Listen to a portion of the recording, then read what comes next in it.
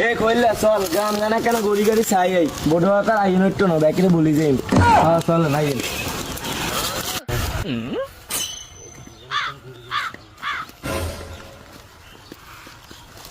এ কইলা চা এই বেচারা আগে রোদের মধ্যে কত কষ্ট করে আমরা চল বোটকে চাই আই